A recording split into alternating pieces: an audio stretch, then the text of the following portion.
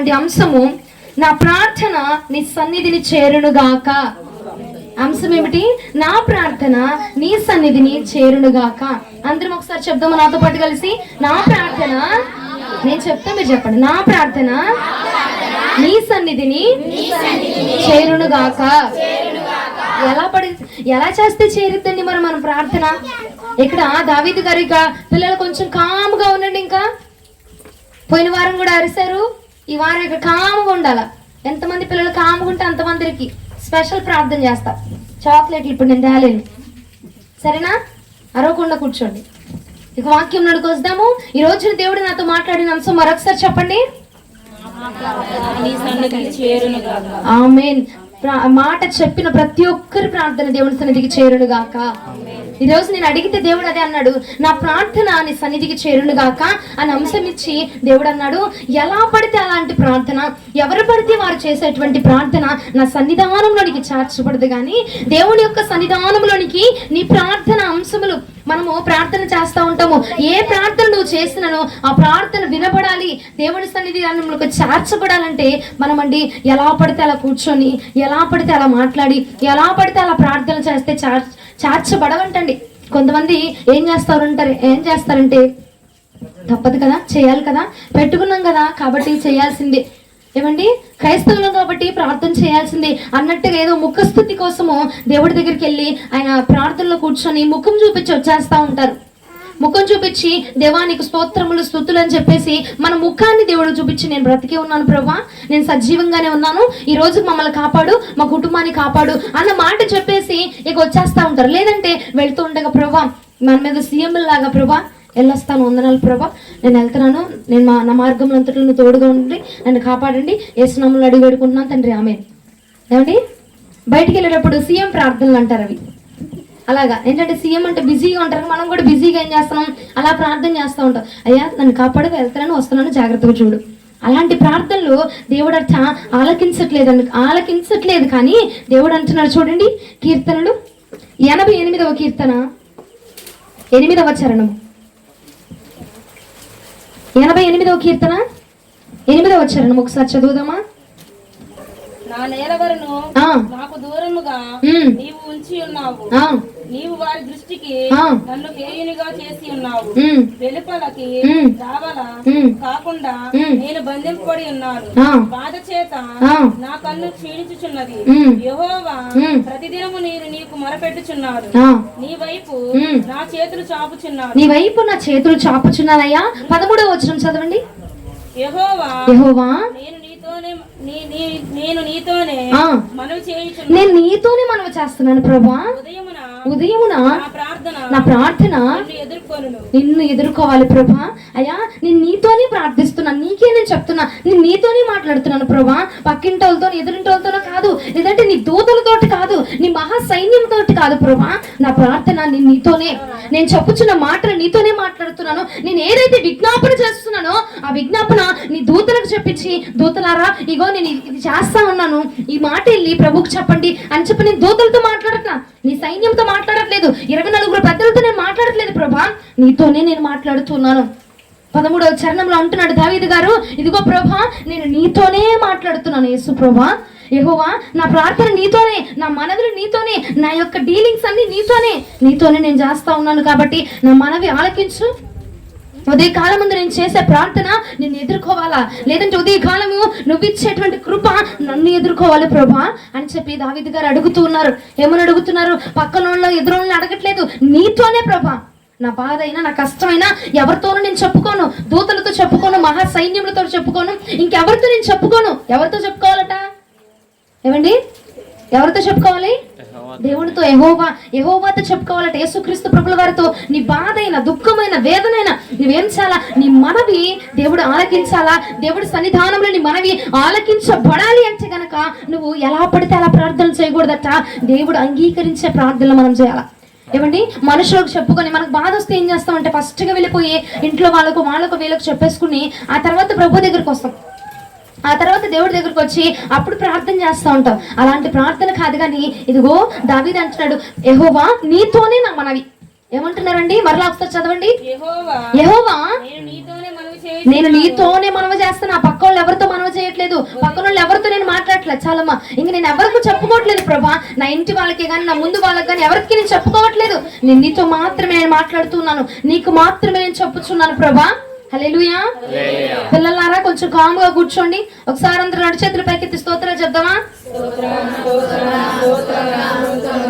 కొంచెం బిగ్గరగా.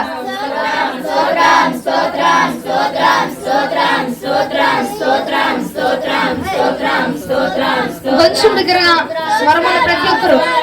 పిల్లలు ఎవరు ఇటు తిరగద్దుగా. ఇంకొంచెం బిగ్గరగా. సగం చేతులు ఏమన్నాయా మీకు? పూర్తిగా పూర్తిగా దేవునికి మహిమ కలుగును గాక. చక్కగా వాక్యం వింటే నేను అరగంటలో ముగిచ్చేస్తా. అరగంట కావాలా గంట కావాలా? అరగంట కావాలా గంట కావాలా? గంట. వెనకోళ్ళకి అరగంట కావాలా గంట కావాలా?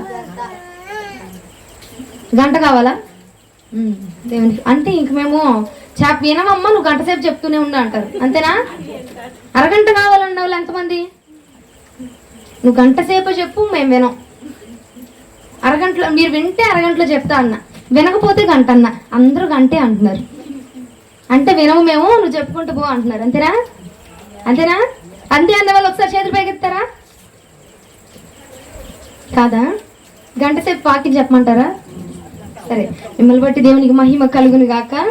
దేవుని సన్నిధికి నీ ప్రార్థన చేరాలి అంటే అండి, మనం నార్మల్గా ఎలా పడితే అలా ప్రార్థన చేస్తే, ఎలాంటి మనవులు పడితే అలాంటి మనవులు చేస్తే దేవుని సన్నిధిని మన ప్రార్థనలు చేర్చబడవండి. నీ ప్రార్థనకు ఒక ప్రత్యేకత ఉండాలా. దేవుడి సన్నిధానంలోనికి నీ ప్రార్థన చేర్చబడాలంటే ఏముండాలండి? మన ప్రార్థనకు ఒక ప్రత్యేకత ఉండాలా, మన ప్రార్థనకు ఒక వెలుగు ఉండాలా, మన ప్రార్థనకు ఒక భయంకరమైన దేవుని శక్తి తోడే ఉండాలా. అప్పుడు మాత్రమే మన మనవి ఎక్కడికి చేర్చబడుతుంది? దేవుని యొక్క సన్నిధానానికి చేర్చబడుతుంది. దేవుని యొక్క సన్నిధానంలోకి చేర్చబడాలంటే నీ మనవి ఏమై ఉండాలండి? ప్రత్యేకమైనది ఉండాలి. అందరూ ఒకసారి చెప్దాం, ప్రత్యేకమైన మనవని. ప్రత్యేకంగా మన ప్రార్థన ఉండును గాక. ప్రత్యేకంగా ఉండును గాక. కొంచెం ఒక అరగంట సేపు నిశ్శబ్దంగా ఉండండి. నేను త్వరగా ముగిచ్చేసి వెళ్ళిపోతా. నేను ఉండను, అసలు ఇక్కడే ఉండను. నేను వేరే ఊరు వెళ్ళిపోవాలి. అయినా ఇప్పుడు కొంచెం సేపు మీరు సహకరిస్తే నేను త్వరగా ముగిచ్చేసి నేను వెళ్ళిపోతా. ఏమండి, దేవుని సన్నిధానంలోనికి నీ ప్రార్థన చేర్చబడాలి అంటే ఎలాంటి ప్రార్థనలు పడితే అలాగ నువ్వు చేయకూడదు. ఏమండి, సీఎం ప్రార్థనలు, పిఎం ప్రార్థనలు, వెళ్ళొస్తాను ప్రభా, చూసిరా ప్రభా, అయ్యా కాల్సిరా ప్రభా, అయ్యా చేసిరా ప్రభా, అయ్యా జరిగించు ప్రభా. ఏమండి, అలాంటి ప్రార్థనలు కాకుండా నీ ప్రార్థనకు ఒక ప్రత్యేకత ఉండాలా. ఎలాంటి ప్రార్థన అంటే, నువ్వు ఈ భూమి మీద ప్రార్థన చేస్తూ ఉండగా పరలోకమందు దేవుడు వినేటువంటి ప్రార్థన ఉండాలా. ఎప్పుడు నువ్వు ప్రార్థన చేస్తుంటే అప్పుడు ఆగండి నా బిడ్డ ప్రార్థన చేస్తుంది అని చెప్పి నా దేవుడు పరమును ఆ యొక్క ఆరాధన విడిచిపెట్టి నీ కోసం ఆరాధన ఆపుకొని ఆగండి. ఏదో ప్రత్యేకమైన సువాసన వస్తుంది, ఏదో ప్రత్యేకమైన ధూపం వస్తుంది. ఏంటి ఇప్పుడు దాకా వచ్చే ధూపం ఒకలాగుంది, ఇప్పుడు వస్తున్న ధూపం వేరేలా ఉంది ఏంటి అంటే, కింద నా బిడ్డ ప్రార్థన చేస్తుంది, నా బిడ్డ అక్కడ విజ్ఞాపన యాచన స్తుతులు చెల్లిస్తా ఉంది కాబట్టి ఆగండి కొంచెంసేపు మీరు పక్కనుండండి అని చెప్పి నీ మనవి వైపు దేవుడు తిరిగే విధముగా ఉండాలి మన ప్రార్థన. హల్లెలూయా, హల్లెలూయా. నీ ముందు ఎన్ని వేల అప్లికేషన్లు ఉన్న పర్వాలా, ఆ రాజు కళ్ళకి ఏ అప్లికేషన్ కనబడాలా? నీది మాత్రమే కనబడాలా. ఏ మనవి వినబడాలండి? నీ ప్రార్థన మనవి మాత్రమే వినబడాలా. అలాగా దేవుడికి నీ ప్రార్థన వినబడాలంటే ఎప్పుడు ప్రార్థన? డిసెంబర్ 31 నైట్ చేసే ప్రార్థన కాదు. ప్రతి ఉదయ కాలమందు నువ్వు చేస్తున్న ప్రార్థన దేవుని యొక్క సన్నిధానంలో చేర్చబడాలంటే ఎలాగుండాలంటే నీ ప్రార్థన ఒక ప్రత్యేకమైనదిగా ఉండాలండి.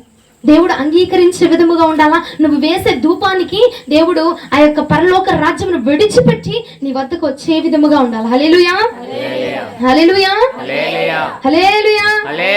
దేవునికి మహిమ కలుగును గాక. ఒకసారి మరలా 13వ వచనం ఒకసారి చదవండి. యెహోవా, నేను నీతోనే మనవి చేస్తున్నానయ్యా. ఉదయమున నా ప్రార్థన నిన్ను ఎదుర్కోవాలి ప్రభా. యెహోవా, నిన్ను ఎందుకు విడిచిపెడుతున్నావు ప్రభా? అసలు నువ్వు ఎందుకు విడిచిపెడుతున్నావు? నీ ముఖము నాకు ఎందుకు చాటు చేస్తున్నావు? చాలమ్మా, నీ ముఖాన్ని నాకు ఎందుకు చాటు చేస్తున్నావు ప్రభా? అసలు నువ్వు నాకు విరోధముగా ఉండడం ఏంటి? నాకు వ్యతిరేకంగా తిరగడం ఏంటి?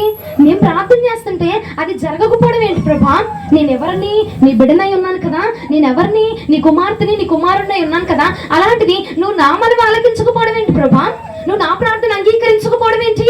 నేను ప్రార్థన చేస్తున్నాను అని చెప్పి దేవుడి యొక్క సన్నిధానాన్ని కదిపించేటువంటి దావీదు వంటి గుణము, దావీదు వలె మొర్రపెట్టేటువంటి అభిషేకం మనం కలిగి ఉంచగనక నీ సహోదరి సహోదరుడా, ఈ రోజున దావీదు మనవి ఆలకించిన దేవుడు నీ మనవిని కూడా ఆలకించబోతున్నాడండి.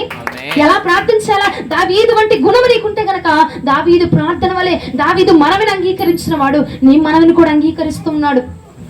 ఏమండి, దావీదు పాపం చేయగా దేవుడు ఏం చేశాడు? క్షమించి హక్కున చేర్చుకొని రాజుగా నిలవబెట్టి ఉన్నాడు.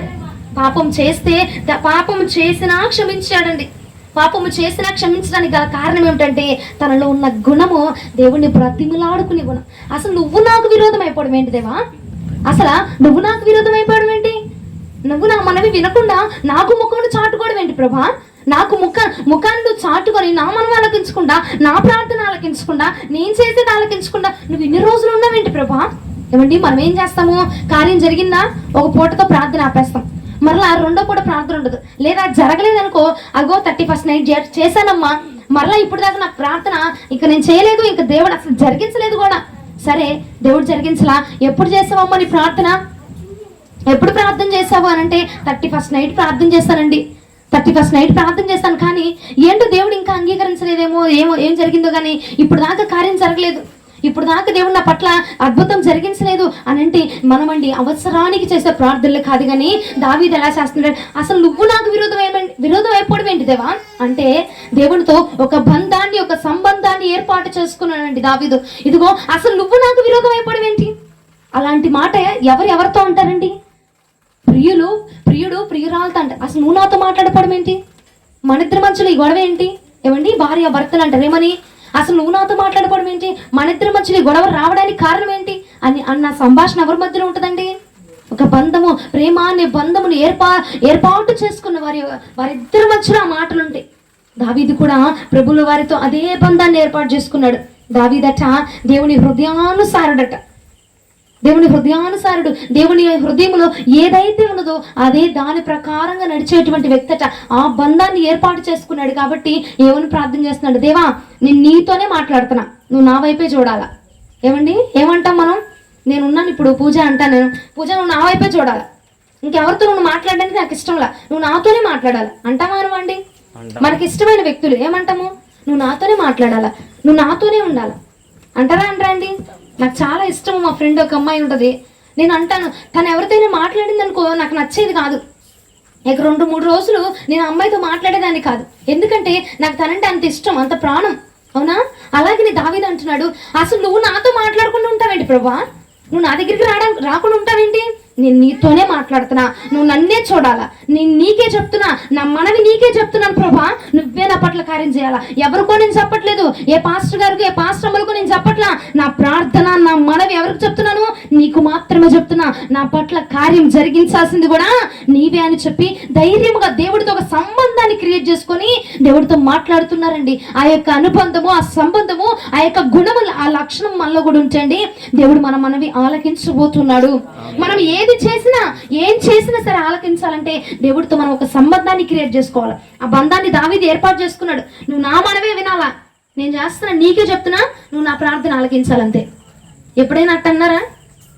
దేవా, నేను చేస్తున్నా, నా పట్ల నువ్వే కార్యం జరిగించాలా, వాళ్ళ పంపించు వీళ్ళ పంపించు కాదు, నువ్వే చేయాలి. నా పక్షంగా నిలబడతావా? నేను నీ పక్షంగా నిలబడ్డాను కాబట్టి నువ్వే నా పట్ల కార్యం జరిగించాలా. మారుస్తావా? నా భర్తని నువ్వే మార్చాలా, ఇంకెవరు మార్చడానికి వీళ్ళే. దాన్ని బట్టి ఈ మందులో ఆ మాకులో ఏమండి మార్చడానికి వీల్లేదు. నువ్వే నా భర్తను మార్చాలా, నువ్వే నా కుటుంబాన్ని మార్చాలా, నేను నా ఇంటి వారు అందరం కలిసి నేను సేవించాలంటే అది నీ వల్ల మాత్రమే సాధ్యం ప్రభా. హల్లెలూయా. నీతోనే మాట్లాడుతున్నా, నువ్వు నాతోనే మాట్లాడు. ఇంకా ఎవరి దగ్గరికి వెళ్ళడానికి వీల్లేదు, నేను ఎవరి దగ్గరికి వెళ్ళను. నాకు నువ్వు, నీకు నేను. ఏమండి, అలాంటి బంధము గనక ప్రభుతో మనము ఏర్పాటు చేసుకుంటే ప్రభు మన మనవి ఆలకించబోతు ఉన్నాడు. ఒకసారి మరలా చూడండి, 88వ కీర్తన 10-14 వచనములు. మృతులకు నీవు అద్భుతములు చూపెదవా? మృతులకు నువ్వు అద్భుతాలు చేస్తావా? ప్రేతలు లేచి నిన్ను స్తుతించెదరా? ప్రేతలు లెగిసి నిన్ను స్తుతించా. చచ్చిపోయిన వాళ్ళు వచ్చి నిన్ను దేవా నీకు స్తోత్రం, సుగుణాల సంపన్నుడా, ఆశ్చర్యకరుడా నీకు స్తోత్రం అని చెప్పి స్తుతిస్తాయా ప్రభా? ఎవరైనా వివరింతురా? చచ్చిపోయిన వాళ్ళు సమాధిలో ఉండే వాళ్ళు వచ్చి నా ప్రభు అలాంటి అద్భుత కార్యం చేశాడు, నా ప్రభు ఇలాంటి గొప్ప కార్యం చేశాడు అని చెప్పి నీ నామాన్ని ఏమైనా ప్రచురం చేస్తాయా? నాశన కూపములో నీ విశ్వాసతను ఎవరైనా చెప్పుకొందురా? ఎవరైనా చెప్పుకుంటారు. నీ విశ్వాసాన్ని గురించి చెప్పాలంటే నేను చెప్పాలా? అంటే నువ్వు ఎవరి పట్ల కార్యం జరిగించాలా? నా పట్లే కార్యం జరిగించాలా. నువ్వు నా పట్ల చేసావు అనుకో, నేను నీ గురించి చెప్తా. ఏమండి అసలు ఎలా మాట్లాడుతున్నాడు? ముఖాముఖిగా దేవుడితో ఒక భేటీ, ఒక సంబంధం, ఒక అనుబంధము. ఏమంటే బాగా ఇష్టమైన వారితో సంబంధం ఉండదు చూసా, అలా మాట్లాడుతున్నాడు దేవుడితో. నువ్వు నాతోనే చేయాలి ప్రభా. ఎవరు చచ్చిపోయిన వాళ్ళకి చేస్తావు వెళ్ళి కార్యాలు? నువ్వు నాకే చేయాలా. నా పక్కింటి ఆవు చేస్తావు కార్యం, నువ్వు నాకే చేయాలా. ఏమండి నువ్వు నాకు చేస్తేనే కదా నేను నీ గురించి చెప్పగలుగుతాను. ఆవు చేసావు, ఆవు చెప్పావనుకో, ఆవు వచ్చి ఏం చెప్పదు కదా.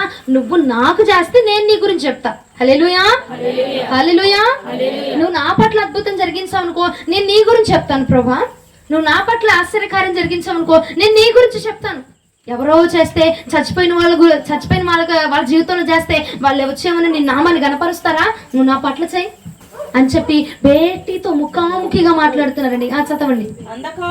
అంధకారములో నీ అద్భుతములు తెలియనగునా, పాతాళములోని నీ నీతి తెలియనగునా. ఉదయమున నా ప్రార్థన నిన్ను ఎదుర్కొను అని చెప్పి దావీదు ఎలా మాట్లాడుతున్నారో చూసారండి. ఆ సంబంధము దేవుడితో మనము ఏర్పాటు చేసుకుంటే ఆ విశ్వాసం నువ్వే చేయాలి ప్రభా, ఎవరక్కర్లా నాకు. ఏమండి అయ్యా నేను వెళ్తున్నాను పాస్టర్ గారు ఆయన చెయ్యాలి, ప్రార్థన చేయాలి ప్రభా. ఆయన చెయ్యగానే నాకు స్వస్థత వచ్చేయాలి ప్రభా. అవసరంలా నేను ఇంట్లో కూర్చొని ప్రార్థన చేస్తాను, లేదా మందిరానికి వచ్చే ప్రార్థన చేస్తున్నా. నా దాసుడు కంటే ముందు, ఆ దాసురాల కంటే ముందు నీ హస్తము నా మీద పడాలి. హల్లెలూయా. నువ్వే నన్ను స్వస్థపరచాలి, నీ హస్తము నా మీద పడి నువ్వే ముందుగా నన్ను వచ్చి తాకాలి. ఎవరెవరు నాకు వద్దు ప్రభా. ఏమండి ఈ మాట ఎవరి గురించి చెప్పుకున్నాం మొన్న మన వాక్యంలో? ఎవరి గురించి చెప్పుకున్నాం? నువ్వే వచ్చి నన్ను లేపాలి ప్రభా, నువ్వే వచ్చి నన్ను స్వస్థపరచాలి ప్రభా. 38 సంవత్సరాలుగా కోనేటి దగ్గర ఉన్న ఒక వ్యక్తి గురించి మనం మాట్లాడుకున్నాం కదా. అలాగనే మన దావీదు కూడా అడుగుతున్నాడు, నువ్వే చేయాలి ప్రభా, నువ్వు తప్ప ఇంకొకరు చేయాలి, నాకు అక్కర్లే. అసలు మృతులు వచ్చి నేను స్తుతిస్తా ఏంటి? చెప్పేది నేను, నీ గురించి చేసేది నేను. నీ నామాన్ని ప్రచురం చేయాలన్నా, నీ నామాన్ని గణపరచాలన్నా వీటి వల్ల కాదు, నేను చేయాలి. కాబట్టి నువ్వు అద్భుతం ఎవరి పట్ల చేయాలా? నువ్వు నా పట్లే చేయాలా. చచ్చిపోయిన వాళ్ళ పట్ల సమాధుల్లో నువ్వు వెళ్ళి అద్భుతాలు చేస్తే సమాధుల్లో ఉన్న ప్రేతలు లేచి నిన్ను స్తుతిస్తాయా? నిన్ను స్తుతించాలంటే నేనే స్తుతించాలి. కాబట్టి నువ్వు నా పట్ల అద్భుత కార్యం జరిగించాలా అని చెప్పి ధైర్యముగా ప్రభుతో మాట్లాడుతున్నారండి.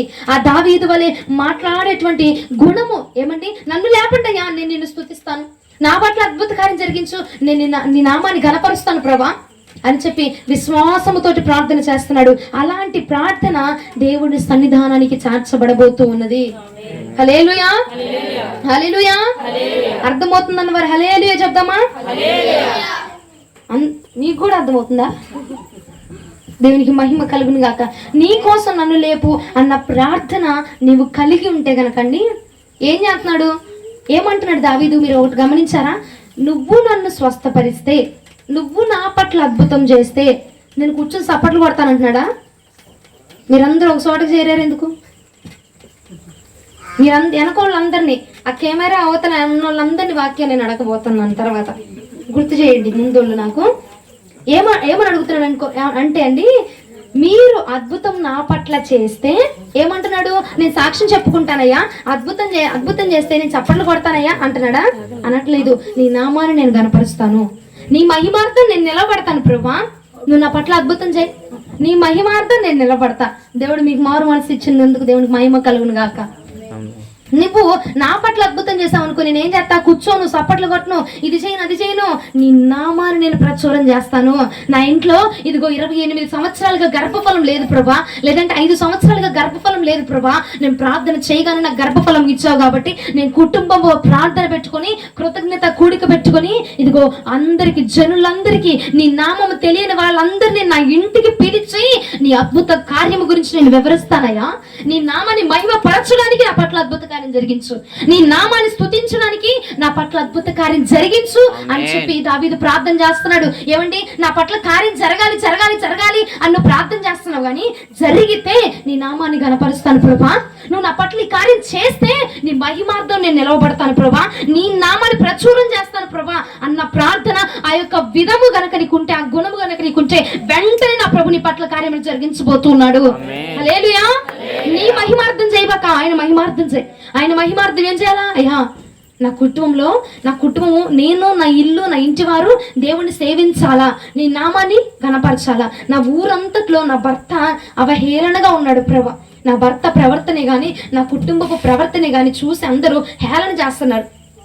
వీడా మారేది, ఈ కుటుంబమా ఇల్లు కట్టుకునేది, ఈ కుటుంబమా మారు మనసు పొందేది, ఈ కుటుంబమా రక్షణ పొందేది, ఈ కుటుంబమా అని చెప్పాయా నజరేతులో నుంచి ఏదైనా మంచిది రాగలదా అని నీ గురించి మాట్లాడినట్టుగా నా ఇంటి గురించి కూడా మాట్లాడుతున్నారు ప్రభా.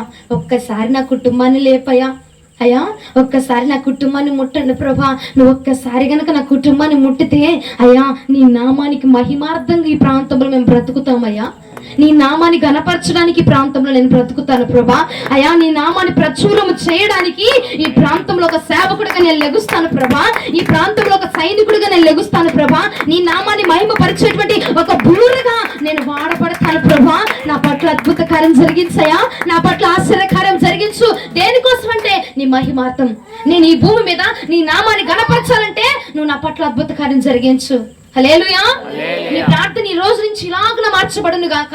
అయ్యా, నాకు చేసేయండి ప్రభా, నేను పొలం వేసాను, పంట వేసాను, దానిలో ఫలితం ఇచ్చే ప్రభా కాదు. అయ్యా, నీవు కనుక ఆ పంటలో నాకు సమృద్ధిని కలగజేస్తే, ఎన్నడూ పంటని పంట అయ్యా అందులో కనుక నువ్వు సమృద్ధిని నాకు ఇస్తే కనుక నీ నామాన్ని ప్రచురం చేస్తాను ప్రభా. ఈ ప్రాంతం అంతటికి తెలియని వారందరికీ కూడా నీ సువార్తను నేను ప్రకటిస్తాను. హల్లెలూయా. ఏమండి, అయ్యో నీ పంట అధికంగా పండింది కాబట్టి నువ్వేం చాలా కృతజ్ఞత కూడికి పెట్టుకొని తెలియని వారందరికీ, తెలిసిన వాళ్ళందరికీ ఇప్పుడు నేను వీళ్ళకి చెప్పాలా ప్రార్థనకి రమ్మని. ఏమండి, వాళ్ళకి తెలుసు ప్రార్థన పెడితే వచ్చేస్తారు. నువ్వు ఎవరికి చెప్పాలా? తెలియని వారికి చెప్పాలా, అవునా? తెలియని వారికి, దేవుడి నామం గురించి తెలియని వారికి, ప్రార్థన గురించి తెలియని వారికి వెళ్ళి నువ్వేం చెప్పాలా? నా దేవుడు ఇలాంటి వాడు, ఇలాంటి గొప్ప కార్యాలు జరిగిస్తాడు, లేదంటే మా ఇంటి దగ్గర ప్రార్థన జరుగుతుంది, మీరు కూడా రండి అన్న మాట తెలియని వారికి నీవు గనక బయలుపరిస్తే వారు తెలుసుకొని దేవుడి నామాన్ని కనపరుస్తారు. కాబట్టి అలాంటి వారికి మనం బయలుపరచాలా, అలాంటి వారికి మనం బోధించాలా. అయ్యా, నేను అలాంటి వారికి బోధిస్తా, నువ్వు నా పట్ల అద్భుత కార్యం చెయ్యి. ఎవరికి చేస్తావు ప్రభా? నిన్ను స్తుతించే వారికి కదా నేను నిన్ను స్తుతిస్తా. హల్లెలూయా. ఎవరు స్తుతించరా? అర్థమవుతుందన్న వారు హల్లెలూయా చెప్పండి. ఏం చెప్పండి ఇప్పుడు అనుకో, చెప్పండి అమ్మా. ఏం అడగాలయ్యా? మా అమ్మాయి పెళ్లి జరిగించండి అయ్యా, మా అమ్మాయి పెళ్లి జరిగించండి ప్రభా. ఒక సాక్ష్యం చెప్పుకుంటా కాదు, మా అమ్మాయి వివాహము ఘనముగా పరిశుద్ధమైన వివాహం నువ్వు జరిగిస్తే ప్రభా, ఇగో ఈ ప్రాంతం అంతట్లో నీ నామాన్ని గణపరిచేవాడిగా నేను ఉంటాను ప్రభా. తెలియని వారికి అందరికీ నేను బయట కోటం పెట్టించి నీ నామాన్ని అందరికీ నేను పరిచయం చేస్తా. నీ సువార్తను, సత్య సువార్తను నేను అందరికీ బయలుపరుస్తాను, తెలియపరుస్తాను ప్రభా. నీ మహిమార్థం నేను అడుగుతున్నా, నువ్వు చెయ్యి. నా పట్ల ఏదో అద్భుతం చేస్తే నేనేదో హెచ్చరిపోవడానికి కాదు నేను అడుగుతుంది, నేనేదో హెచ్చరిపోవడానికి, నేనేదో నాకింత జరిగింది, నాకింత డబ్బు ఉంది, నాకింత అద్భుతం చేస్తాడు నా దేవుడు అని చెప్పుకోవడానికి కాదు, నీ నామాన్ని ప్రచురం చేయడానికి నేను అడుగుతున్నాను, నీ నామాన్ని గణపరచడానికి నేను అడుగుతున్నాను. కాబట్టి నా పట్ల అద్భుత కార్యం చేయండి ప్రభా అని కనుక నువ్వు ప్రార్థిస్తండి, నీ ప్రార్థన ఆయన సన్నిధికి చేరబడబోచు ఉన్నది. నీ ప్రార్థన ఆయన సన్నిధికి చేరబడబోచు ఉన్నది. హల్లెలూయా. ఇప్పుడైనా అర్థమైందా? అర్థమైందా? ఏది అడిగినా నీ నామాన్ని మహిమార్తా, నీ నామాన్ని కనపరుస్తా, నా పట్ల చేయండి. మేము అట్లా అడగాల? చేసే ప్రభా, మా బిడ్డలకి ఇది ఇచ్చే ప్రభా, మా ఆయనకి అది ఇచ్చే, అట్లా కాదు నువ్వు అడగాల్సింది. నువ్వు చేస్తే నీ నామాన్ని నేను కనపరుస్తా. హల్లెలూయా. నువ్వు చేస్తే నీ నామానికి మహిమార్థంగా మేము నా కుటుంబం బ్రతుకుదాం. కాబట్టి నీ నామాన్ని మహిమపరచాలంటే నువ్వు నా పట్ల కార్యం జరిగించు. అదే అడిగాడు దావీదు. ఎవరి పట్ల చేస్తావయ్యా నువ్వు? చచ్చిపోయిన వాళ్ళ దగ్గరికి వెళ్ళి అద్భుతాలు చేస్తావా? వాళ్ళు లేచి నిన్ను స్తుతిస్తారా? చెప్పు. సమాధిలో వాళ్ళ దగ్గరికి వెళ్ళి నువ్వు అద్భుతం చేస్తావా? సమాధిలో కూడా వచ్చి నిన్ను యేసయ్యా నీకు స్తోత్రం అని చెప్పి స్తుతిస్తాడా? స్తుతించేది నేను, నిన్ను గణపరిచేది నేను. కాబట్టి నువ్వు ఎవరి పట్ల చేయాలా? నా పట్ల. అలాంటి ప్రార్థన మనము కలిగి ఉందుము గాక. కొంతమందికి ఎలా ఉండిద్ది అంటే ప్రార్థన అంటే భారం అండి. ప్రార్థన అంటే అబ్బా చేయాలా ఇప్పుడు, చందాలా ఇప్పుడు, మనకు అనుకూలంగా లేదే ఈ వాతావరణం, మనకు అనుకూలంగా లేదే ఈ యొక్క సమయం, మనకు అనుకూలంగా లేదే అని భారంగా చేస్తూ ఉంటారు. ప్రార్థన మనకి భారం అవ్వకూడదండి, మన బాధలు తీర్చేదై ఉండాలా. హల్లెలూయా, హల్లెలూయా. నీ ప్రార్థన ఒక దావీదు వలె, ఒక మోషే వలె, ఒక ఏలియా వలె మొర్రపెట్టే గుణము కనుక నీకు ఉంటే, ఏమండి ఉంటే ఏం జరిగిద్ది? నీ ప్రార్థన దేవుడు ఇస్తాడు. ఇవ్వడా? ఏమిస్తాడు? ఆలకిస్తాడు. ఇవ్వడా? ఏం చెప్పట్లేదు చివరోళ్ళు. ఆలకిస్తాడు. ఇవ్వడా? అలా ఐస్ క్రీమ్ ఇలా ఐస్ క్రీమ్ కాదు, ఆలకిస్తాడా అనాలి. ఆకిస్తాడా? అట్టగిన పడుతుందండి మీ మాట నాకు. ఆకిస్తాడు ఏంటి? ఆలకిస్తాడు. ఒక దావీదు వలె, ఒక మోషే వలె, ఒక ఏలియా వలె ప్రార్థన చేసేటువంటి గుణము నీకు ఉంటే గనక ప్రియ సహోదరి సహోదరుడా, గొప్ప అద్భుతాన్ని చూడబోతున్నావు. చూడండి నిర్గమకాండము. మోషే యొక్క గుణం ఎలా ఉంది? దావీదు చూసాంగా మనం. ఇప్పుడు దావీదు ఎలా ప్రార్థన చేస్తాడో చూసాంగా. ఇప్పుడు నువ్వేం అప్పుడు ఇందులో నువ్వు ఇప్పుడు దాకా ఎవరు చూసాం మనము? దావీదు చూసామా? దావీదు చూసామా? చూడలేదండి. చూసారు? చూడలేదు? ఎంతమంది చూసారు దావీదుని? దావీదు గురించి చూస్తారు. దేవునికి మహిమ కలుగును గాక. ఇప్పుడు మోషే వంటి ప్రార్థన జీవితం మనకు రావాలంటే మోషే కలిగి ఉన్న గుణం ఏమిటో చూడండి. నిర్గమకాండము 32వ అధ్యాయం 32వ వచనము. నిర్గమకాండం 32వ అధ్యాయం 32వ వచనం. అయ్యో అయ్యో, నీవు వారి పాపాలని ఒకవేళ పరిహరించితివా లేని ఎడల నీవు వ్రాసిన ఈ గ్రంథముల నుంచి నా పేరు తుడిచివేయ ప్రభువా. హల్లెలూయా, హల్లెలూయా. మోషే యొక్క గుణం చూసారా ప్రభువా? వీళ్ళందరి పేర్లు కూడా రాస్తే నా పేరు కూడా వాళ్ళతో పాటు రాయి. లేదంటావా? వాళ్ళ పేర్లు ఆ జీవ గ్రంథంలో లేనప్పుడు నా పేరు కూడా అందులో అవసరం లేదు ప్రభా, తీసే. ఏమండి? వాళ్ళకు దీవెన రానప్పుడు నాకు కూడా ఈ దీవెన అవసరం లేదు ప్రభా, నాకు కూడా ఈ దీవెన తీసే అని చెప్పి అడుగుతున్నాడు. కానీ మనం ఏం చేస్తాం తెలుసా? దానికి రాపోయిన పర్లా నాకు వచ్చేయాల. ఏమండి? వాళ్ళు రాకపోయిన పర్లా మనకు వచ్చేయాల, వాళ్ళు లేకపోయిన పర్లా నేను లేచిపోవాలా, వాళ్ళకి ఇది అవ్వకపోయిన పర్వాలా మనకి ఇదైపోవాలా, మనం బాగుపడిపోవాలా, వాడు ఏమైనా పర్వాలా, మనం మాత్రం ఏమైపోవాలా అనుకుంటారా? అనుకోరండి? ఒకసారి 2 చేతులు పైకెత్తి స్తోత్రాలు చెప్పండి.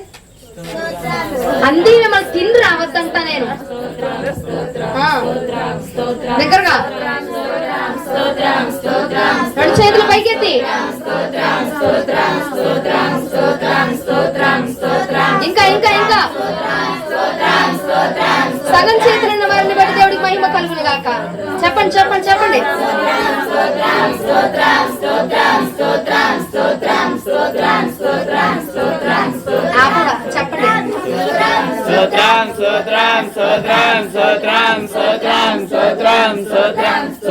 దేవుడికి మహిమ కలుగును గాక. ఏమని ప్రార్థన చేస్తున్నారండి మోషే గారు? ప్రభా, వారు దీవించబడకపోతే నాకెందుకయ్యా దీవెన? నాతో పాటు ఉన్న నా జనాంగము, నాతో పాటు ఉన్న నా సంఘ సభ్యులు దీవించబడకపోతే, నా తోటి కోడలు, నాతో ఉన్నవారు ఏమండి దీవెన వారికి రాకపోతే నాకెందుకయ్యా ఈ దీవెన? నాకెందుకయ్యా ఈ ఆశీర్వాదము? నాతో ఉన్నవారు ఏడుస్తూ ఉంటే నేను నవ్వుతూ కూర్చుంటలేను ప్రభా, వాళ్ళకి లేని దీవెన నాకు అక్కర్లేదు అంటే ఏమని ప్రార్థన చేస్తున్నాడండి? స్వార్థము లేని ప్రార్థన మోషే గారు చేస్తా ఉన్నారు. మనం ఏం చేస్తా ఉంటామండి? మనం ఏం చేస్తా ఉంటాం? వాడికి రాపోయినా పర్వాలా నాకు రావాలా, వాడికి ఇల్లు రాపోయినా పర్వాలా నా ఇల్లు మాత్రం బాగుండాలా, వాడు నష్టపోయినా పర్వాలా నాకు మాత్రము. అవునా? చేస్తారా? చేయరా అండి? ఖచ్చితంగా అలాంటి ప్రార్థనలు చేస్తూ ఉంటారు. నేను చాలా మందిని చూస్తా ఉన్నా.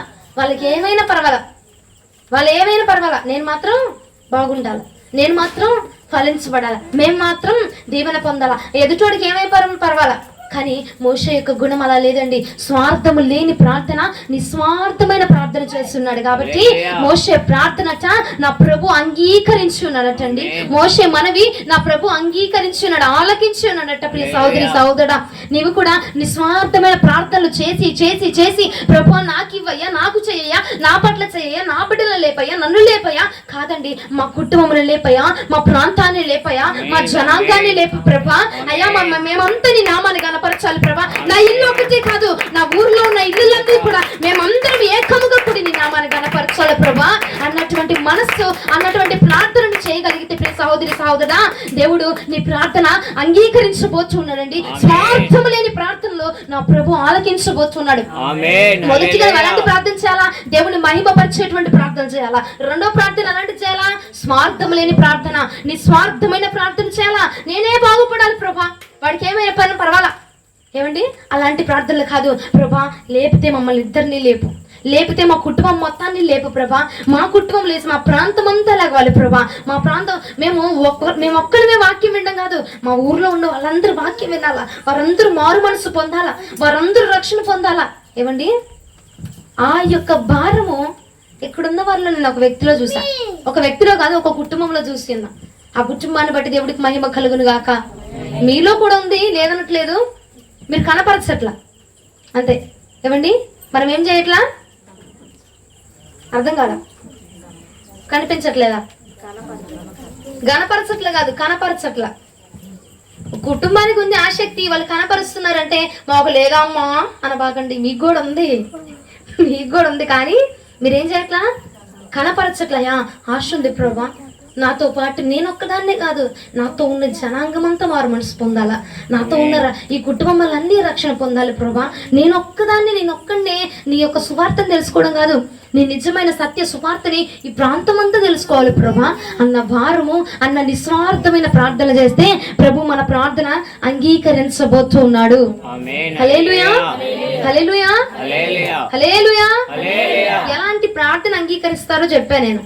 ఏం చెప్పా? మొదటిది దేవుని మహిమపరిచే ప్రార్థన. దేవుని మహిమపరిచే ప్రార్థన చేసాం అనుకో, నీ మనం ఆలకిస్తాడు. వింటున్నారా? ఫస్ట్ ఏంటి చెప్పండి, మీరు చెప్పండి. రెండోది చెప్పండి. 4 తిరగట్లేదు. రెండోది నిస్వార్థమైన ప్రార్థన. స్వార్థం లేని ప్రార్థన మనం చేస్తే దేవుడు మనవి ఆలకిస్తున్నాడు. కానీ మనం ఎలాంటి ప్రార్థనలు చేస్తామంటే ఒక 3 విధాలుగా నేను చెప్తాను చూడండి. అక్కర కొరకు ప్రార్థన చేస్తాం. అక్కర అంటే ఏంటిది? అవసరం వస్తే ప్రార్థన చేస్తారు కొంతమంది. మీరని చెప్పట్లేదులేండి, నా మీదకి రాబాకండి. కానీ అవసరం వస్తే ప్రార్థన, అవసరం వస్తే దేవుడు గుర్తొస్తాడు, అవసరం వస్తే మనుషులు గుర్తొస్తారు. చాలా మంది నేను చూసానండి, నా జీవిత కాలము, నా వయసు చిన్నదైనా నా అనుభవంలో నేను చాలా మందిని చూసానండి. అవసరమైతే ప్రార్థన, అవసరమైతే మనుషులు, అవసరమైతే దేవుడు, యేసయ్యా నాకు ఈ బాధ వచ్చింది, నాకు ఈ సమస్య వచ్చింది, నాకు అవసరం ఉంది ప్రభా, 1,00,000 రూపాయలు లోన్ కట్టాలి, నాకు అవసరం ఉంది, నువ్వు అద్భుతం చేయ ప్రభా, నువ్వు అద్భుతాలు చేసే దేవుడు కదయా అని చెప్పి అవసరానికి దేవుడిని వాడుకోవడం, అవసరానికి మనుషులు వాడుకునేటువంటి ప్రార్థనలో దేవుడు అంగీకరించడట. ప్రియ సహోదరి సహోదర, ఉదాహరణకి ఎవరండి? ఇజ్రాయేలు జనాంగం ఏం చేసి ఉన్నారండి? అక్కడ బంధించబడితే, చెరలో వేయబడితే, ప్రభువా మేము ఈ బాధలు తట్టుకోలేకపోతున్నామయ్యా, మమ్మల్ని ఈ చెర నుంచి విడిపించమా అని అడగలేదా? అడిగారు. ఆ తర్వాత విడిపించిన తర్వాత ఏమంటారు?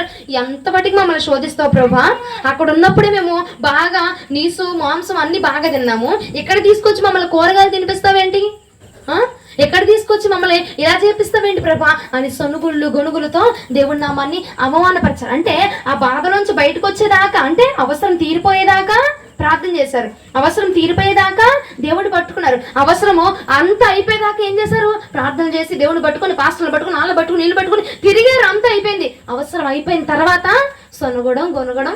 ఏమండి చూడండి, మీకు చూపిస్తాను. నిర్గమకాండం 2వ అధ్యాయం 23వ వచనం. నిర్గమకాండము 2వ అధ్యాయము 23వ వచనము. అలాగున అనేక దినములు కలిగిన మీదట ఐగుప్తు రాజు చనిపోయెను.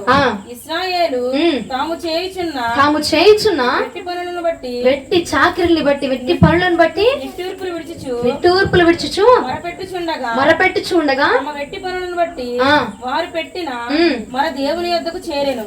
వారు పెట్టిన మొర ఎక్కడికి చేరిందట? దేవుని యొద్దకు చేరిందటయ్యా. ఐగుప్తులు మేము ఈ బాధపడుతున్నాం, మేము మా వల్ల అవ్వట్లేదయ్యా, వెట్టి చాకిరీ చేస్తున్నాం ప్రభా, మా వల్ల అవ్వట్లేదయ్యా, అయ్యా దయచేసి క్షమించయ్యా, దయచేసి మమ్మల్ని రక్షించు ప్రభా అని చెప్పేవండి. దేవుడు ఆలకించేదాకా మొరపెట్టారట. దేవుడు విడిపించేదాకా మొరపెట్టారట. సరే, ఆ బిడ్డలు బాధపడలేక దేవుడు ఏం చేశాడు? జాలిపడే దేవుడు కదా, వాళ్ళు బాధపడుతుంటే చూస్తూ ఊరుకొని ఉండలేక ఎవరిని పంపించారు? కాగా దేవుడు ఆ. వారి మూలుగును విని ఉమ్. అబ్రహామును ఆ. ఇస్సాకు ఉమ్. యాకోబులతో ఉమ్. తాను చేసిన నిబంధనను ఉమ్. జ్ఞాపకము చేసుకొనెను. ఉమ్. దేవుడు ఆ. ఇశ్రాయేలును చూచెను. ఉమ్. దేవుడు ఆ. వారి యందు ఉమ్. లక్ష్యం ఉంచెను. చాలండి. దేవుడు వారిని చూశాడట, వారి ఎందు లక్ష్యం ఉంచాడట. లక్ష్యం ఉంచి 3వ అధ్యాయంలో ఎవరిని లేపాడంటే మోషే అనే నాయకుడిని లేపింది వారిని కాపాడడానికి, వారిని నడిపించడానికి, వారిని బలపరచడానికి, ఆ చెర నుంచి విడిపించడానికి ఒక నాయకుడిని సిద్ధపరచండి. దేవుడు ఆ చెర నుంచి వారిని బయటికి తీసుకొచ్చాడండి. ఒక నాయకుడిని ఏర్పరచుకొని, ఒక మనిషిని ఏర్పాటు చేసుకొని, ఒక మానవుడిని ఏర్పాటు చేసుకొని ఆ చెర నుంచి వాడిని విడిపించడండి. వాళ్ళేం ప్రార్థన చేయాలా? ఒక మనిషిని పంపించయ్యా, ఇట్లా చెప్పు అని వాళ్ళేం ప్లాన్ ఇవ్వాలా? దేవుడు వాళ్ళ కోసం ఒక ప్లాన్ ఏర్పాటు చేశాడు. ఒక సిద్ధపాటుని ఏర్పాటు చేసి వారిని చెరలో నుంచి బయటికి తీసుకొస్తే ఆ మహాతల్లులు, ఆ మహానుభావులు ఏం చెప్తున్నారు చూడండి. అదే నిర్గమకాండము 16వ అధ్యాయం 7వ వచనం. అర్థమవుతుందా? వ్యర్థమవుతుందా? నిద్ర వస్తుందా? మరి హల్లెలూయా. యెహోవా మీద మీరు సనిగిన సనుగుళ్ళు ఆయన విలుచున్నాడు. ఉదయమున మీరు యెహోవా మహిమను చూచెదరు. చాలు. ఇక్కడ మోషే అంటున్నాడు, వాళ్ళకి చెప్పి విసుకుపోయి అంటున్నాడు, ఇన్ని రోజులు ఇంతకాలము దేవుడు మీ మధ్య చేసిన అద్భుతాలు మర్చిపోయి గొనుగుతూ ఉన్నారు కదా, అవి ఎవరు వింటున్నారంటారా? దేవుడు వింటున్నాడమ్మా. నీ యొక్క సొనుగుళ్ళు వింటున్నాడు, నీ గొనుగుళ్ళు వింటున్నాడు అని చెప్పి మోషే మాట్లాడుతున్నారు. అంటే అవసరం తీరేదాకా ప్రభువా అని మొరపెట్టారు. అంత తీరిపోయినాక ఏం చేశారండి? గొనుగుతున్నారట. ఏంటయ్యా ఎండలో మాకు చక్కగా అక్కడ వెట్టి పనులు చేసిన ఏసీలో కూర్చునేదాన్ని, మనశ్శాంతి లేకపోయినా ఏసీలో కూర్చొని బాగా చల్లగా ఉండేది. ఇక్కడికి తీసుకొచ్చి ఏంటి ప్రభు మాకు ఈ శోధన అని చెప్పి దేవుడి మీద గొనుగుతూ చేస్తా ఉన్నారట. ప్రియ సహోదరుడా, మనము కూడా చాలా విషయాల్లో అవసరమైతే ప్రార్థన చేస్తాం. అవసరం లేకపోతే అసలు ప్రార్థన అనేది మనకు గుర్తురాదు. మన బిడ్డలకి ఏదైనా హాని జరిగితే, ఏమండి, మనం ఏదైనా బాధలో ఉంటే, మనం ఏదైనా అక్కరలో ఉంటే, ఏదైనా అవసరంలో ఉంటే, కఠినమైన పరిస్థితిలో ఉంటే ఏం చేస్తామో వెంటనే మోకరించి ప్రార్థన చేస్తూ ఉంటాం. అలాంటి పరిస్థితి ఈ రోజు నుంచి మనము విడిచిపెట్టుదుము గాక. హల్లెలూయా. అక్కర వస్తే ప్రార్థన చేయొద్దు తల్లి, అవసరమైతే ప్రార్థన చేయొద్దు. నీ ప్రార్థనే ఒక అవసరముగా మార్చబడిపోవాలంతే. అవసరానికి ప్రార్థన కాదు, ప్రార్థనే అవసరం అయిపోవాలి అక్కడ నీకు. హల్లెలూయా. పరిస్థితిని బట్టి ప్రార్థన చేయకూడదండి, ప్రార్థన చేసే పరిస్థితులను మనం క్రియేట్ చేసుకోవాలా. ఏదో సమస్య వచ్చిందనో, బాధ వచ్చిందనో, ఇరుకు వచ్చిందనో, ఆ పరిస్థితిని బట్టి నువ్వు ప్రార్థన చేయబాక, ఆ విషయాన్ని బట్టి, ఆ సందర్భాన్ని బట్టి నువ్వు ప్రార్థన చేయబాక. నువ్వు ప్రార్థన చేసే పరిస్థితిని మనంతటిగా మనము క్రియేట్ చేసుకుందాము గాక, మనంతటిగా మనము సిద్ధము చేసుకుందాము గాక.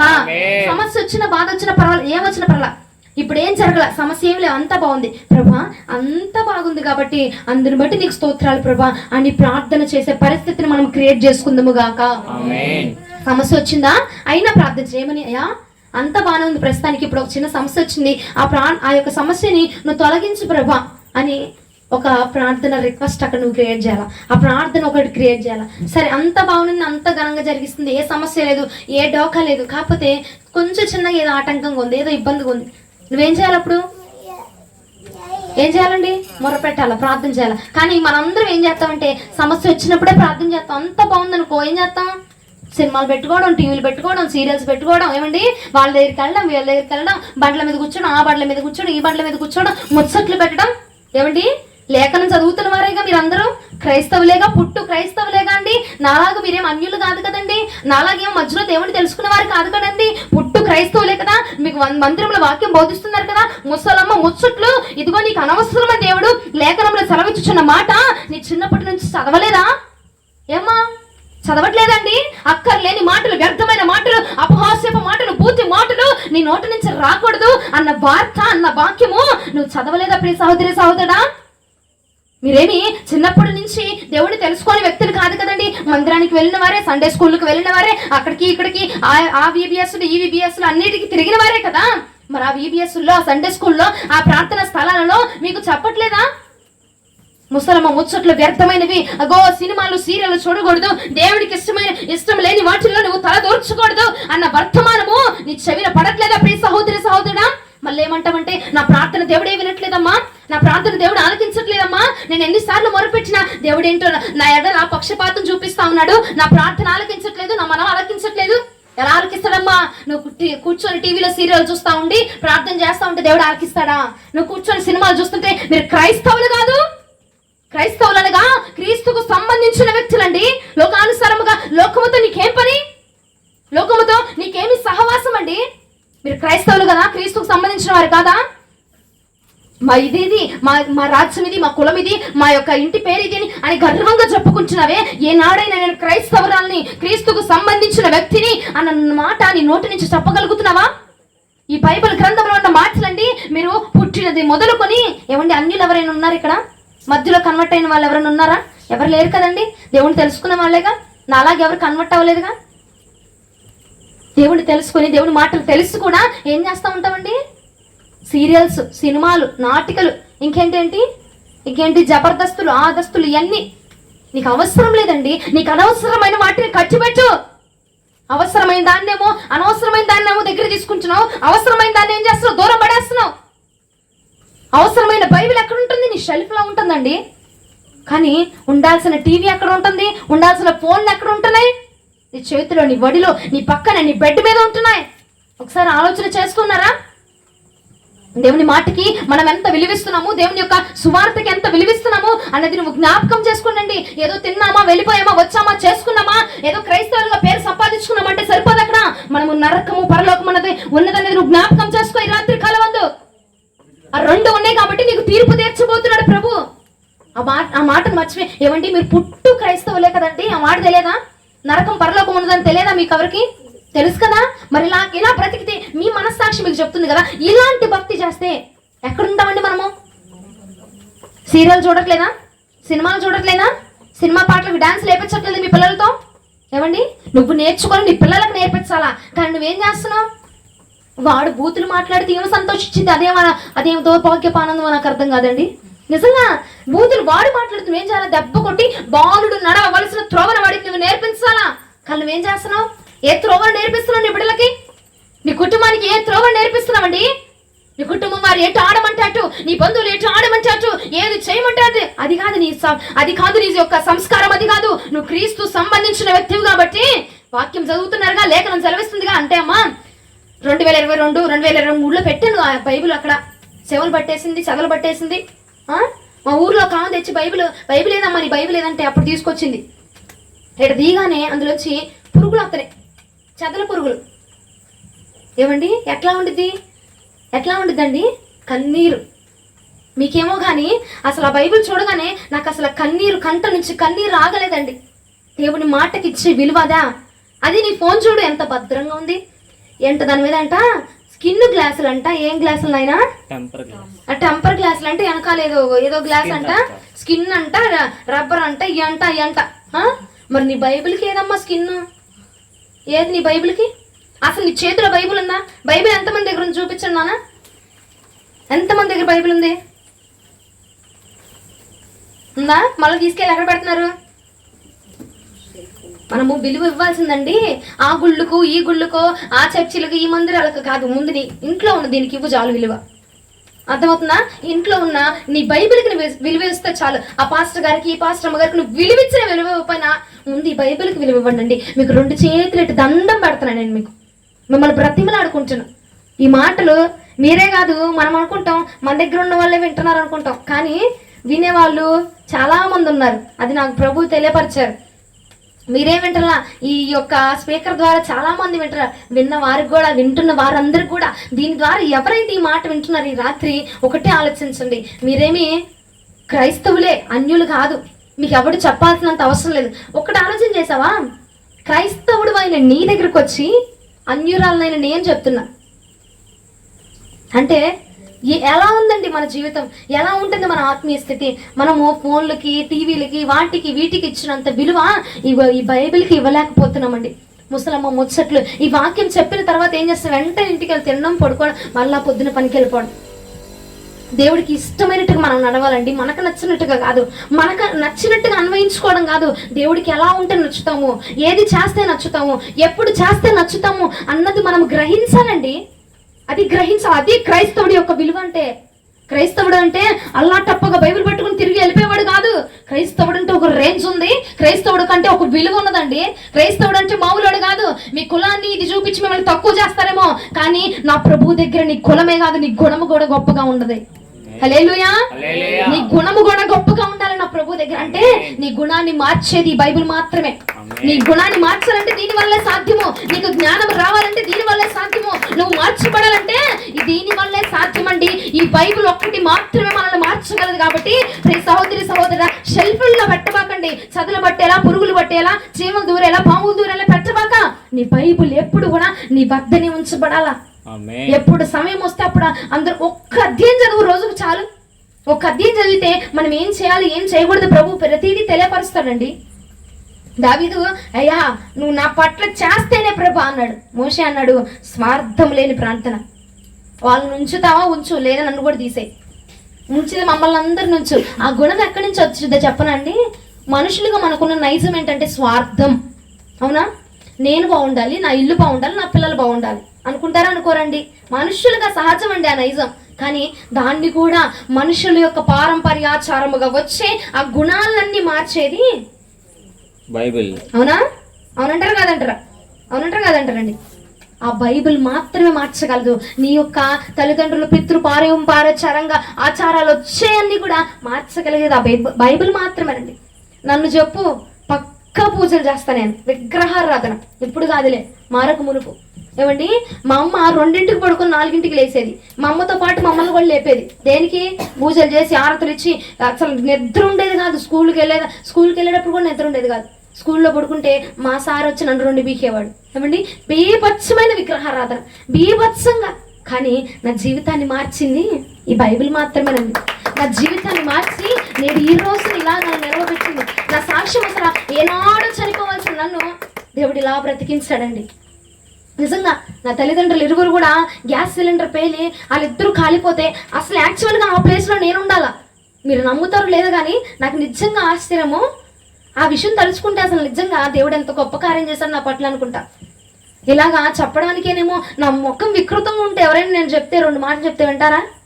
వింటారు కదా? అలాగా దేవుడు ఏం చేశాడండి, మా అమ్మ మా నాన్న ఇద్దరు గ్యాస్ సిలిండర్ లీక్ అయ్యి కాలిపోతే అండి ఆ ప్లేస్లో నేను, మా అమ్మతో పాటు నేను ఉండాలి.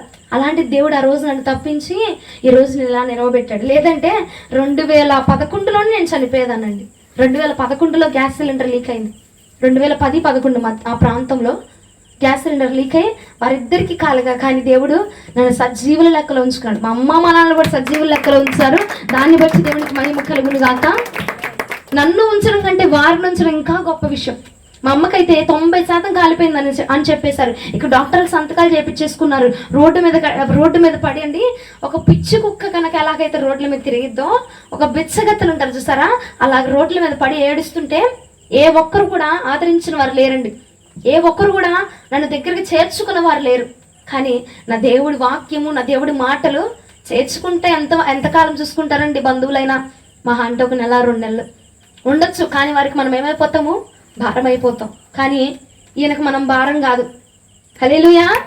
ఈయనకు మనం ఎన్ని సంవత్సరాలైనా, ఆయన అన్నాడు, తల్లి మర్చినా తండ్రి మర్చినా నిన్ను ముద్దిమి వచ్చే వరకు నిన్ను ఎత్తుకొని నేను ముద్దాడేవాడు నేను. హల్లెలూయా. హల్లెలూయా. ఎంతమంది మర్చిపోయినా, నువ్వు ముసలిదానమైనా పర్వాలా, నిన్ను ఎత్తుకుని నేను ముద్దాడతా.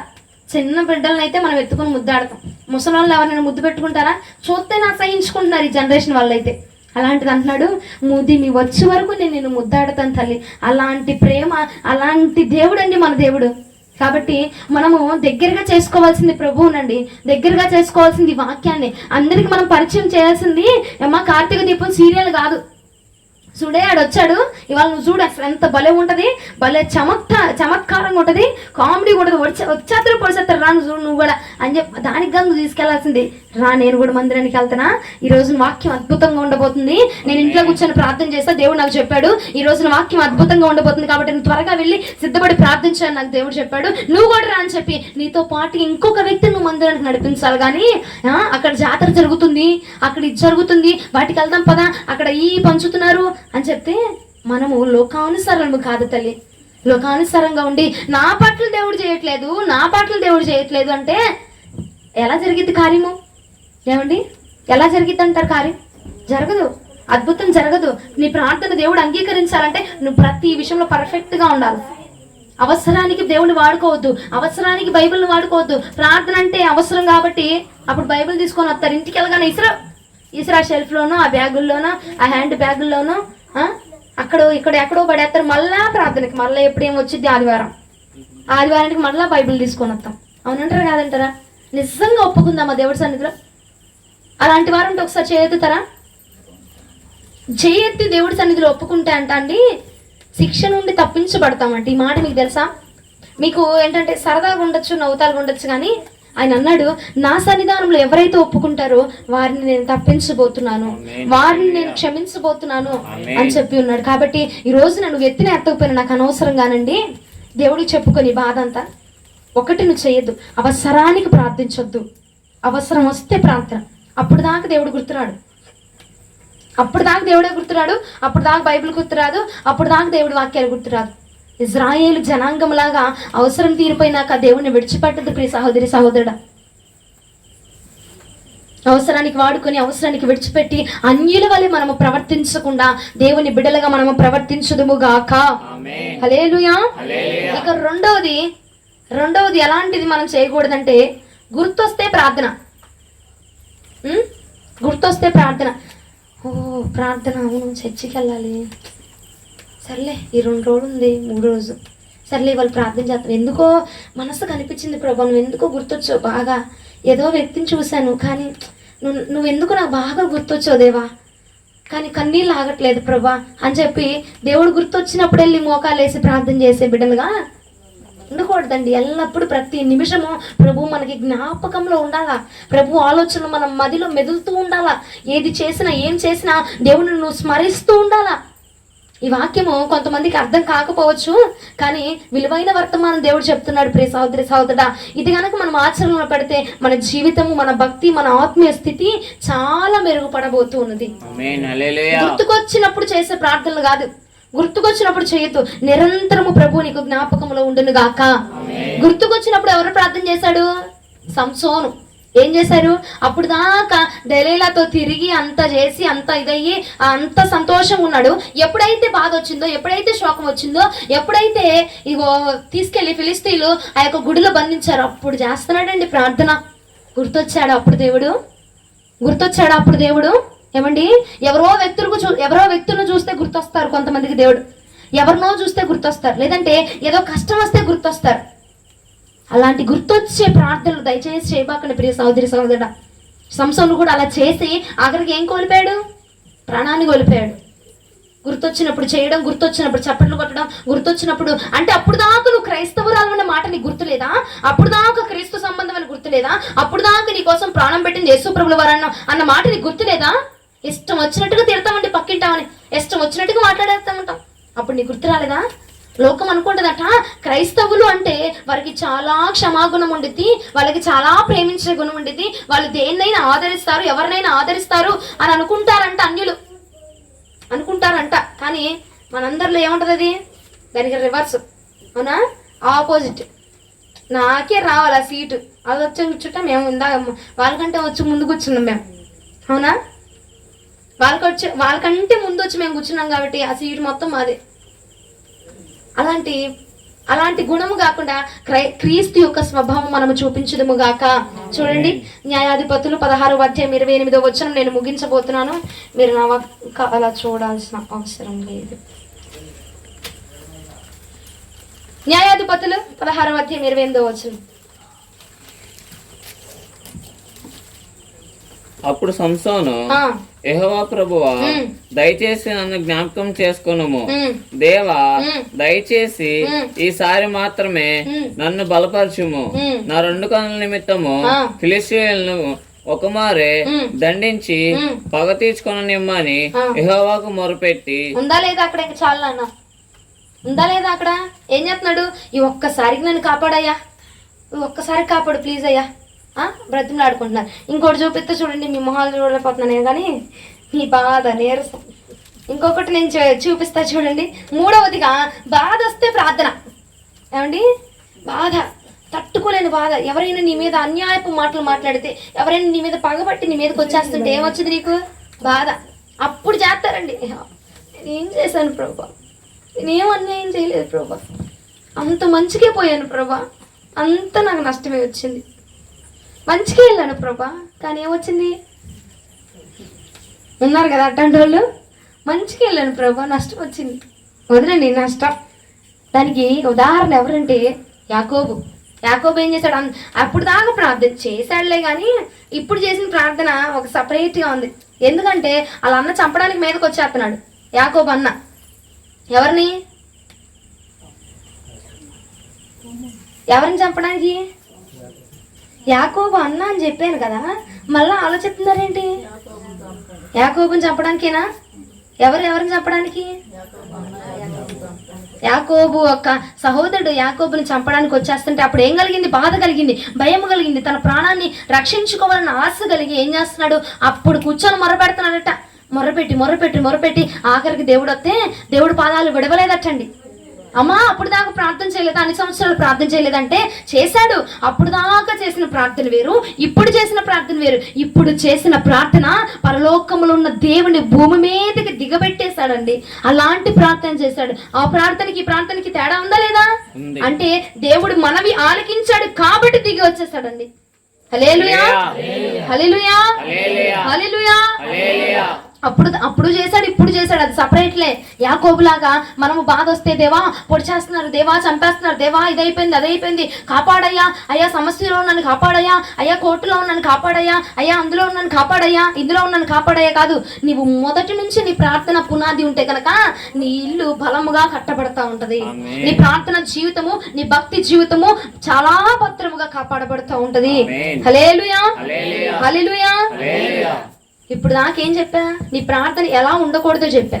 ఏమని చెప్పా? అవసరానికి ప్రార్థన, ఇంకా గుర్తొచ్చినప్పుడు ప్రార్థన, మూడోది బాధ వచ్చినప్పుడు ప్రార్థన చేయకూడదు. మరి ఏం చేయాలంటే టకటకా చెప్పేస్తా చూడండి. నీ ప్రార్థన ఎలా ఉండాలి అని మీరు అనుకుంటున్నారు? అనుక్షణం ప్రార్థన, ఇంకా పరలోక ప్రార్థన, ఇంకా పశ్చాత్తాప ప్రార్థన, పశ్చాత్తాప ప్రార్థన, దేవునికి స్తోత్రం. ఇంకా ఒకటి ఉందండి, పశ్చాత్తాప ప్రార్థన, దేవునికి మహిమ కలుగును గాక. నేను చకాటక చెప్పి ముగిచ్చేస్తా చూడండి. రాసుకునే వాళ్ళు రాసుకోండి. మొదటిది ఎలాంటి ప్రార్థన కలిగి ఉండాలంటే దేవుని మహిమపరిచే ప్రార్థన ఉండాలి. ఇందాక చెప్పాను కదా. రెండవది ఏం చెప్పాను? నిస్వార్థమైన ప్రార్థన, అంటే స్వార్థం లేని ప్రార్థన చేయాలి మోషే వలె. మూడవది రోషము కలిగిన ప్రార్థన చేయాలి. ఎవరి వలె? ఏలియా వలె. ఏం చేశాడు? నువ్వు దింపాలి దేవా, నువ్వు దింపేదాకా నేను ఎక్కడి నుంచి కదలను, నువ్వు అగ్ని దింపేదాకా నేను కదలను ప్రభా. నువ్వు ఏదైనా ప్రార్థన చేస్తే ఒక నిమిషం చేసి వెళ్ళిపోవాక దేవుడు జరిగేదాకా నువ్వు వదిలిపెట్టనట్టు రోషం కలిగిన ప్రార్థన చేస్తే ఆ ప్రార్థన దేవుడు ఆలకిస్తాడు. నాలుగవది త్యాగము కలిగిన ప్రార్థన. నీ ప్రార్థనలో ఏముండాలా? త్యాగం ఉండాలా. త్యాగం అంటే అది ఏదో అనుకోబాకండి. అబ్రహాముని దేవుడు ఏమడిగాడు? బిడ్డను అడిగాడు. అడిగితే ఏమన్నాడు? ఇస్తా అన్నాడా? ఏమన్నాడా? ఇస్తా అన్నాడా లేదా? నీ ప్రార్థన దేవుడు అడిగితే ఇచ్చే విధముగా అటువంటి త్యాగపూరితమైన ప్రార్థన ఉండును గాక. హల్లెలూయా. ఇంకొకటి తెగింపు కలిగిన ప్రార్థన. దేనికైనా పర్వాలా, దేనికైనా తెగించి నా దేవుడే చేస్తాడు, నా దేవుడు తప్ప ఎవరు జరిగించలేడు. ఎలాంటి గొప్ప అధికారులు వచ్చినా నువ్వేం చెప్పాలా? దేవుని నామాన్ని మాత్రమే మనం కనపరచాలా. దేవుని మాత్రమే. అపోస్తులు కూడా మరణముకైనా సిద్ధపడ్డారు కానీ దేవుణ్ణి మాత్రం దూషించాల. మరణ చనిపోవడానికి ఇష్టపడ్డారు కానండి, దేవుడు చెప్పిన సమయాన్ని కానీ దేవుడు చెప్పిన మాటను కానీ విడిచిపెట్ల. మనం ఏం చేస్తామండి?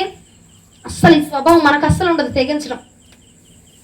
బిడ్డలు ఉన్నారు, కుటుంబం ఉంది, అది ఉంది, ఇది ఉంది, నువ్వేంటమ్మా తెగించమంటావు? నేను ఇప్పుడు ఇదైతే రేపు పొద్దున్న నా పిల్లలకి ఎట్టా అంటామా? అనమండి, అంటాం కదా. దేవుడు కానీ అపోస్తులండి తెగించి ప్రార్థన చేశారట. రాసుకుంటున్నారా? అడుగుతా లాస్ట్లో. ఇంకొకటి లాస్ట్ది సమర్పణతో కూడిన ప్రార్థన.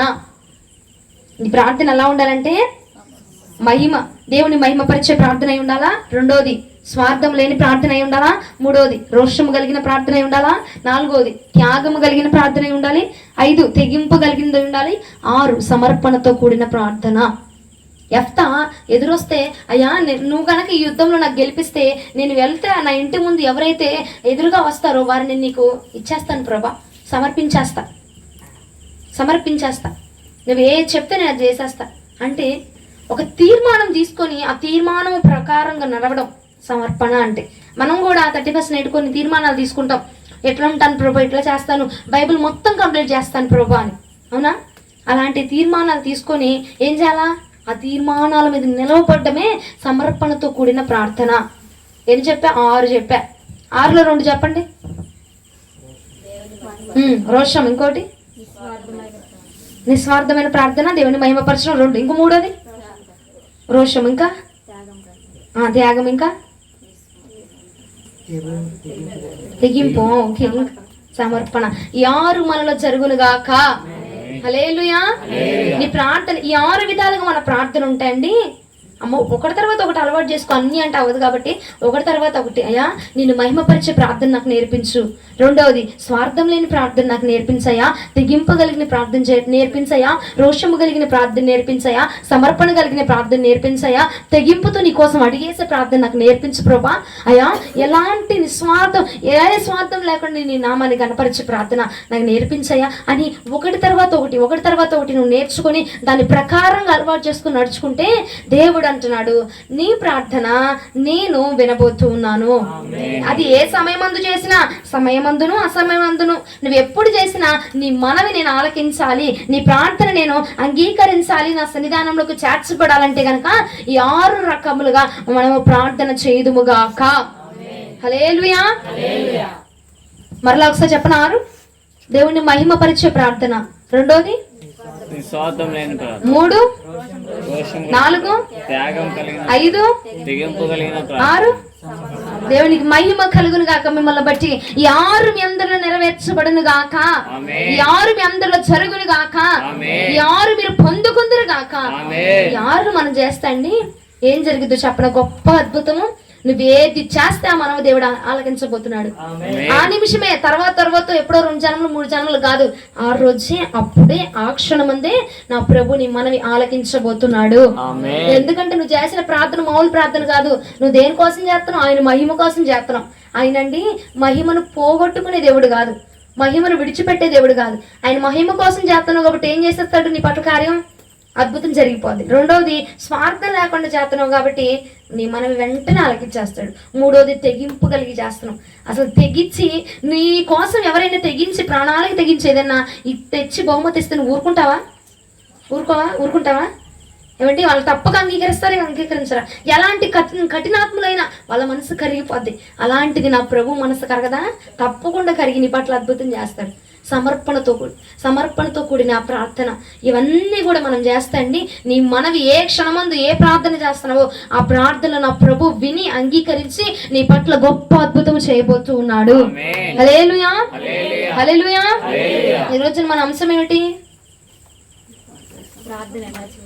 ప్రార్థన ఎలా చేయాలా? నా ప్రార్థన నీ సన్నిధికి చేరును గాక. ఈ 6 చేస్తే మన ప్రార్థనలు దేవుడి సన్నిధికి చేరబోతున్నాయి గాక. ఆమేన్. హల్లెలూయా. ఒకసారి 6 చెప్తారా? అయిపోయింది అనుకుని కొంతమంది సంబరపడుతున్నారు. అయిపోయిందిలేండి. ఒకసారి 6 చెప్పారనుకో, నా ప్రార్థన నీ సన్నిధికి చేర్చబడును గాక అని చెప్పాం. చేర్చబడాలంటే 6 ఉండాలి. ఏ 6? దేవుని మహిమపరచాలి, స్వార్థం లేకుండా ప్రార్థన చేయాలి, తెగింపు కలిగి ఉండాలా, రోషము కలిగి ఉండాలా, త్యాగం కలిగి ఉండాలా, సమర్పణ కలిగి ఉండాలి. ఇవన్నీ కలిగి నువ్వు ప్రార్థన చేస్తే ఒక్కొక్కటి అలవరుచుకో, రాసుకోండి. అందరూ రాసుకొని ఒక్కొక్కటి మనము దాన్ని ఫాలో అవుతున్నాం అనుకోండి, అది జరుగుతుంది. మన ప్రార్థన ఆటోమేటిక్గా జరిగిపోద్దండి. నువ్వు చేసిన ప్రార్థన అండి తప్పకుండా. ఎందుకంటే మీరు చాలా చాలా కాలం నుంచి ప్రార్థన చేస్తున్నారు కాబట్టి మీకు ఇదేం కొత్త కాదు.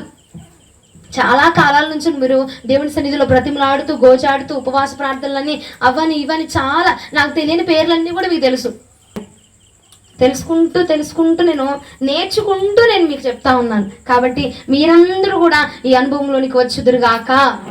మీరందరూ కూడా దేవుని నామాన్ని గణపరచాలి, పాటలు పాడాలి, అభిషేకం పొందుకోవాలి, ప్రార్థన చేయాలి. మీరు ప్రార్థన చేస్తే మీ ఇంట్లో అద్భుతాలు జరగాలి. ఇలాంటి అభిషేకం మీరు అందరూ పొందుకోవాలా. నా ఇంట్లో కోసం అందరి కోసం కాదు, ముందు నువ్వు ప్రార్థన చేస్తే నీ ఇంట్లో కార్యం జరగాల. ఏమండి, మన అవసరత కోసము వేరే వాళ్ళని అడగడం కంటే మనమే చేసుకుంటే ఎంత బాగుంటుంది? అవునా? మన అన్నము మనం తినే ఆహారము వేరే వాళ్ళు వండితే, వేరే వాళ్ళు శుభ్రం చేస్తే గిన్నెలు మనకు నచ్చవు. అదే మనం చేసుకున్నాం అనుకో ఎంత సంతృప్తిగా ఉంటుందండి. అవునరా కాదంటరా? అలాగా నీ ప్రార్థన నువ్వు చేసుకో. నువ్వు నీ ప్రార్థనకి నీ ఇంట్లో అద్భుతం జరిగితే ఎంత గొప్పగా ఉంటుందో తెలుసా అండి? ఉంటుందా ఉండదా? అవునా? అలాంటి స్థితిలోనికి, అలాంటి అనుభవంలోనికి మీరు కూడా రావాలి అని నా యొక్క ప్రార్థన, నా యొక్క మనవి, నా యొక్క ఆశ. మీ ఇంట్లో చాలా మంది మారు మనసు లేని వారు ఉన్నారు కాబట్టి మీరు ప్రార్థన చేస్తే వారు మారు మనసు పొందాలి. మీరు నేర్చుకోండి. మీరు నేర్చుకుంటూ అలవర్చుకుంటూ దాన్ని మీరు చేస్తే నీ ఇంటిలో అద్భుతం జరిగితే నువ్వు అన్నావు చూసావా, నేను నా ఇంటి వారు యెహోవాని సేవించదమని, ఆ మాట అప్పుడు జరిగిద్దండి. అదంతా జరగాలంటే నువ్వేం చేయాలా? నీ భక్తి లెవెల్ మారాలా, నీ ఆత్మీయ స్థితి మారాలా. ఇక నుంచి షెల్ఫుల్లో ఈ బైబుల్ ఉండకుండా ఉండునుగాక. ఆమేన్. దేవునికి మహిమ కలుగును గాక. ఈ వాక్యం ప్రభు దీవించును గాక. ఒకసారి మోకరించి ప్రార్థన చేద్దాము.